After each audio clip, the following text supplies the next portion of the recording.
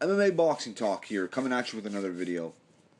I just wanted to make a quick video talking about an article I came across on Facebook. Um, it was an article I had to make a little video about because my channel, just by looking at the name of my channel, of course I'm going to cover boxing and I'm going to cover MMA. So when I come across an article that touches on MMA and that touches on boxing and it intertwines the UFC and boxing together, I'm going to speak on it because it's interesting, even though it's a little bit of a rumor or a what if kind of thing. But basically, the title: did Madison Square Garden double book Triple G and the UFC for April? Now, it's a short little article, not very long. I'm not going to read it all. I'm just going to basically talk about a couple of the highlights of it and just give a brief summary. But basically, Gennady Golovkin, Gennady Triple G Golovkin, one of the best fighters in the world today, pound for pound, top 10 guy, no problem. Best middleweight in the world today at 160, holds two of the four major straps in boxing. He holds the IBF and he holds the WBA.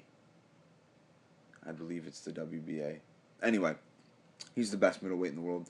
Now, his promoter, he booked or placed a hold on Madison Square Garden for April 23rd of this year. Now, Golovkin is either going to face Billy Joe Saunders, the WBO title holder, or the IBF mandatory, who is Toriano Johnson. He's going to fight either one of those guys April 23rd.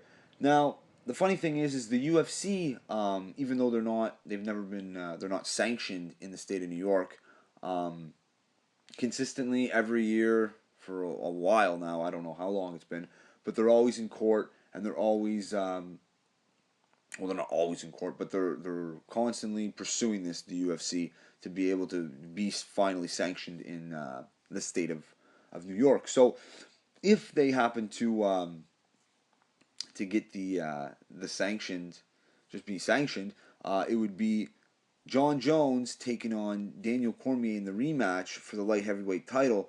Now it also says that that the UFC, it gets first dibs, basically. It gets first hold on MSG, whatever. Now that's kind of too bad because well, Gennady Golovkin, great fighter. He just sold out the Madison Square Garden just last year, and it's nice to see a great fighter like that, on such a huge stage like Madison Square Garden. So that's kind of too bad. But now there's no guarantee the UFC, ends up getting sanctioned in the state of New York by April 23rd. So we'll have to stay tuned for. You'll have to stay tuned for that information. See what comes out. See what happens. Now, the interesting thing, UFC, they seem to think they have a loophole now. Now, I don't get why this. They've never thought of this loophole before. Maybe they didn't realize. Whatever. I don't know. But the WKA, World Kickboxing Association, is allowed to hold contests in the state of New York, according to the combative sports law.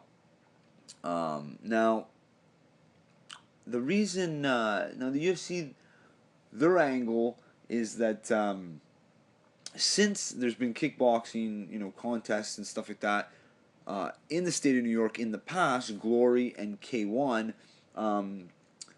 those promotions were allowed to, they were sanctioned in the state of New York, and they were both multi-disciplined competitions. So, boxing is one, it's one discipline. MMA is multi, okay? So even kickboxing, that would still be multi-discipline competition. So that's exactly what the UFC is, and MMA in general. So anyway, that's what the UFC is kind of, that's their their angle, but their loophole more specifically is if they can get the World Kickboxing Association to somehow align with the UFC, and the UFC could I don't know, kind of co-promote, or World Kickboxing Association would co-promote with the UFC or whatever to get it worked out so everyone's happy. I don't know. Maybe the New York State board has a thing out against the UFC. I don't know what it is, but maybe they just want to see them lose a little bit of money, and maybe they'd pass the World Kickboxing Association and have them co-promote with the UFC or whatever. Maybe that, obviously the WKA, World Kickboxing Association, would take a cut from the UFC for having to sanction this or whatever. Or promote it, whatever you want to call it. So you never know. Just wanted to throw out a little video on that because it's kind of it's an interesting topic. I mean, I love Triple G, huge Triple G fan. I'm a huge John Jones fan as well. So it'll be interesting to see what happens. But I don't need to see John Jones fight at Madison Square Garden, even though I think it would be cool. Maybe do it his next fight and let Triple G fight there. I like seeing Triple G on a big spotlight, on a big on a big stage like Madison Square Garden. It's just so huge. Gets you a lot of recognition, and that's what that guy needs at this point in his career. But that's it for this video. Just wanted to chat about this little article. Really interesting to me because I'm such a fan of boxing and MMA both. So anyway, just a little video. Kind of rambled on a little bit. But if you like the video, subscribe. If you want to add anything, feel free, comment in the section below. But that's it for me today. MMA Boxing Talk. Peace.